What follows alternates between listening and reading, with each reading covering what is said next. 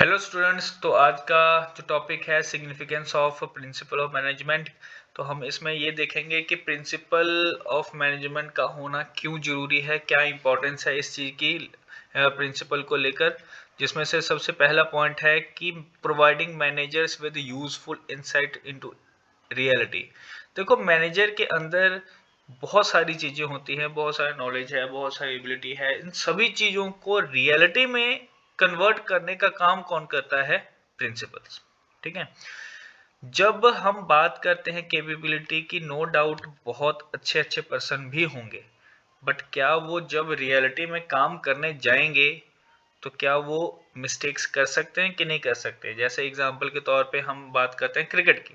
Cricket में बहुत अच्छे अच्छे प्लेयर होते हैं, बैटिंग भी अच्छी होती है, बॉलिंग भी अच्छी होती है, बट एक्चुअल में जाके जो परफॉर्म करता है, जितनी कम गलतियां कम करेगा, वो टीम सक्सेसफुल होने के चांसेस ज्यादा हैं। तो वही चीजें यहाँ पे आती है। तो जो हमारे पास प्रिंसिपल्स हैं वो यही बात करता है कि जितनी भी चीजें हैं आपको रियल वर्ल्ड उस सिचुएशन में निकाल के देगी, अगर आपने अच्छे से प्रिंसिपल्स को फॉलो किया तो।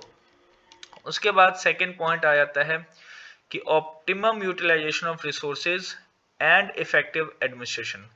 कि जितने भी हमारे पास रिसोर्सेज हैं उसका ऑप्टिमम यूज। ऑप्टिमम का मतलब होता है बेहतर तरीके से यूज करना, जिसमें वेस्टेज कम करोगे। तो उस तरीके से काम करना है कि मैक्सिमम बेनिफिट उठाया जाए विद मिनिमम कॉस्ट। इसमें यही एक बात है कि मैक्सिमम बेनिफिट उठाया जाए विद मिनिमम कॉस्ट, उसी को हम कहते हैं ऑप्टिमम यूटिलाइजेशन। उसके बाद आ जाता है साइंटिफिक डिसीजन। साइंटिफिक डिसीजन मतलब जो भी आपने डिसीजन लेने हैं उसके पीछे कुछ ना कुछ साइंस होना चाहिए, लॉजिक होनी चाहिए। तुक्का ना हो कि भाई हाँ ठीक है, सवेरे उठे और उठ के हमने फैसला ले लिया, ऐसा कुछ नहीं होना चाहिए। तो टाइम से लेना चाहिए, ज़्यादा डिले भी ना करो, ना जल्दबाजी करो। रियलिस्टिक होना चाहिए, एक्चुअल में वो डिसीजन काम करे, और उसके साथ साथ उस चीज़ को आप मेजर करो और उसी चीज़ को लेकर इवेलुएट भी कर पाओ कि मैंने डिसीजन क्यों लिया है। ठीक है। तो बेसिकली इसमें एक लॉजिक होना चाहिए। आपको बता दिया गया है कि लॉजिक का इंपॉर्टेंस यहाँ पे ज़्यादा हो जाता है। नेक्स्ट पॉइंट आ जाते हैं हमारे पास मीटिंग चेंजिंग एनवायरनमेंट रिक्वायरमेंट। जो जो आपके एनवायरनमेंट जैसे जैसे चेंज हो रहा है उस अकॉर्डिंग आपको भी चेंज करना होगा। अगर आप चेंज नहीं करते तो आपका बिजनेस जो है बहुत पीछे रह जाएगा। तो अपने आप को मॉडिफाई मतलब चेंज करना है अपनी चीज़ों को, और जैसे जैसे एनवायरनमेंट चेंज होता है उस अकॉर्डिंग करना है। ये नहीं सोचना कि मैंने काम कर दिया बस ठीक है बाकी देखी जाएगी। नहीं, आपने काम करना है, बिजनेस को उस तरीके से काम लेके आना है जैसा लोग चाहते हैं। ठीक है।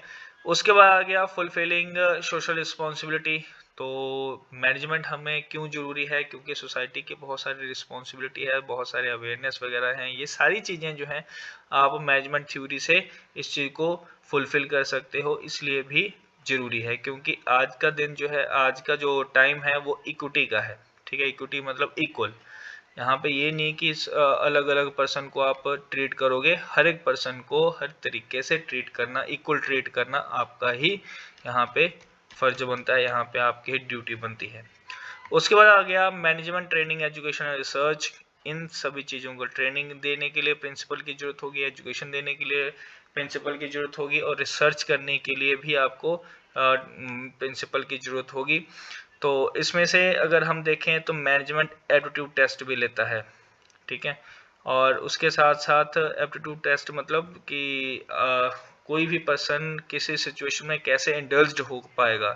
अलग अलग सिचुएशन प्रोवाइड किए जाएंगे और उस अलग अलग सिचुएशन में से कैसा बिहेव करता है कोई भी इंसान, कोई भी पर्सन, उस चीज़ को हम क्या कहेंगे कि ये एप्टीट्यूड टेस्ट है।